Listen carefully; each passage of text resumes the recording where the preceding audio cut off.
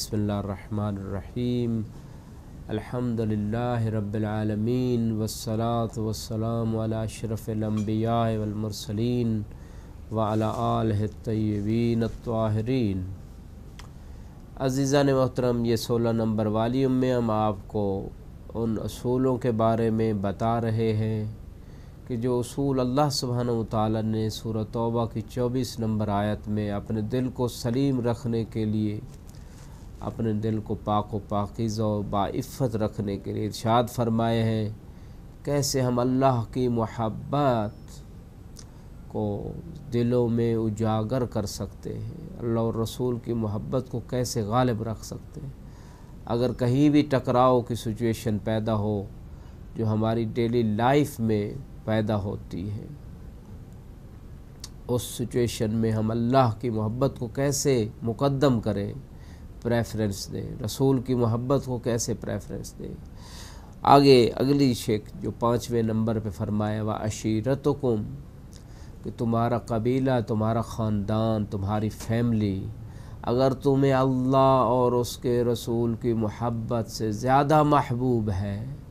تو پھر تمہارے لیے خدا کے عذاب کا انتظار کرنا پڑے گا، اور تم ایمان مومن نہیں کہلا سکتے بلکہ فاسق ہو۔ اور اگر اس کے بالعکس ہے کہ اللہ اور اس کے رسول کی محبت زیادہ ہے بلکہ اسی ہی کی محبت ہے، اور خاندان، قبیلہ، فیملی کی محبت اگر ان سے ہے تو اللہ کی محبت کی وجہ سے ہے، اللہ کے حکم کی اطاعت کی وجہ سے ہے، نہ کہ ان کی کوئی پرماننٹ محبت ہے۔ اور جب ٹکراؤ کی کیفیت پیدا ہو جائے،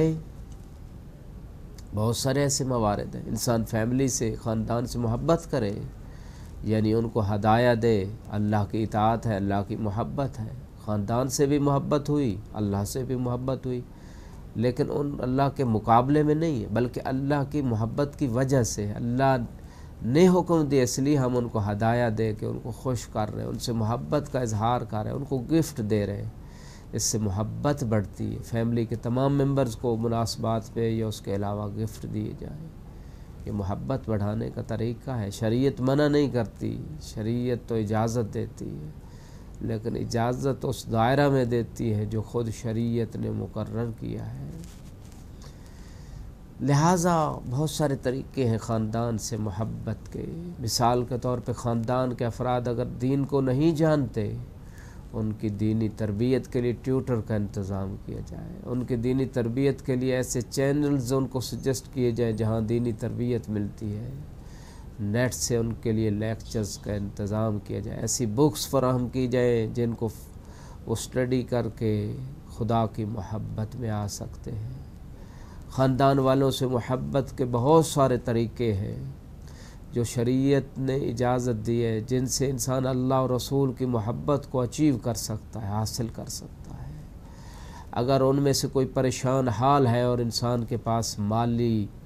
مدد کرنے کی کوئی صورتحال موجود ہے، ان کی سپورٹ کی جائے، یہ بھی ایک طریقہ ہے خاندان سے محبت کرنے کا۔ ان کی اگر بچیاں جوان بیٹھی، ان کی شادی کے لیے ارینجمنٹ کیا جائے، اچھے رشتے کی تلاش میں ان کی ہیلپ کی جائے، اور باقی چیزیں ان کو مہیا کرنے میں ان کو مدد کی جائے۔ اگر وہ بیمار ہیں، ان کی تیمارداری کی جائے، ان کی خوشی غمی میں دائرہ شریعت میں رہ کر شرکت کی جائے۔ خاندان سے محبت کے بہت سارے طریقے ہیں، ان کے مرحومین کے لیے مجالس کا انتظام کیا جائے، قرآن خوانی کا انتظام، خاندان کے مرحومین کے جو ذمہ واجبات ہیں، نماز، روزہ، حج، زکوٰۃ، خمس، ان کو ادا کرنے یا کروانے کی کوشش کی جائے۔ یہ سارے وہ طریقے ہیں جو خاندان سے انسان محبت کا اظہار بھی کر سکتا ہے، اور دوسری طرف جو ہے اللہ کی محبت اور اس کے رسول اور آل رسول کی محبت کو بھی حاصل کر سکتا ہے۔ لیکن اگر خدا نخواستہ کچھ ایسے موارد آ جائیں کہ جس میں ایک طرف تو خاندان کی محبت ہے اور دوسری طرف اللہ اور رسول کی محبت ہے، تو ایسی صورتحال میں انسان خاندان کی محبت کو پیچھے چھوڑ دے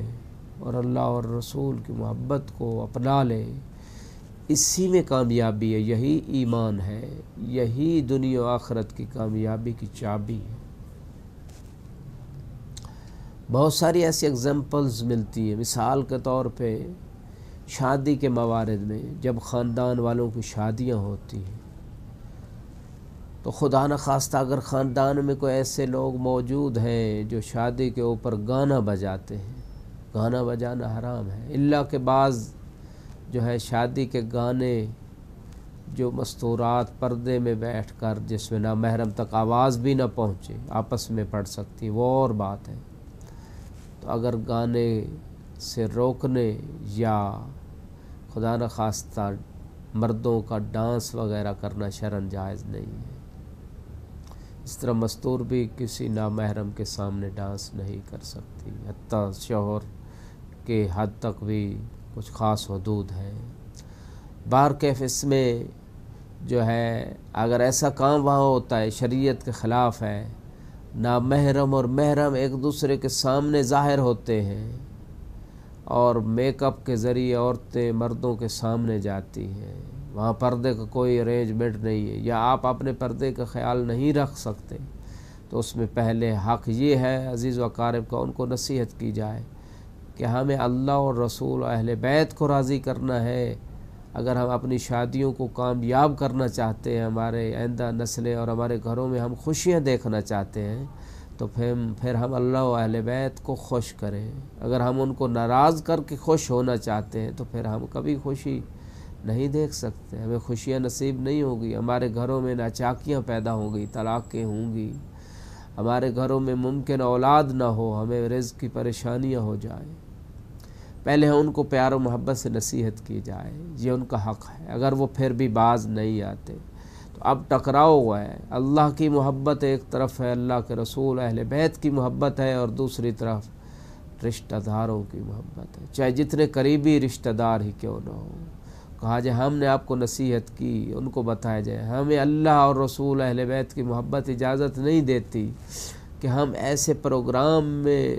شریک ہوں کہ جہاں نعوذ باللہ خدا کی نافرمانی ہو رہی ہو۔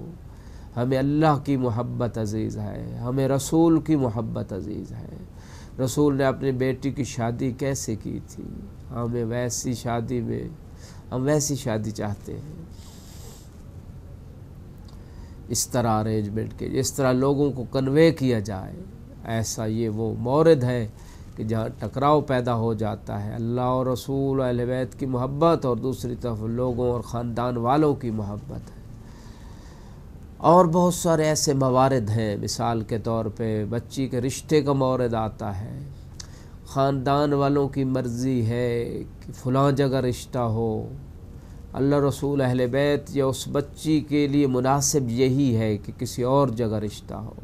خاندان سے باہر رشتہ ہو، کیوں خاندان میں کف نہیں ہے، علم کے اعتبار سے، عقل کے اعتبار سے، معاشی حالات کے اعتبار سے، ہر حوالے سے کف والی بات نہیں اگر ملتی،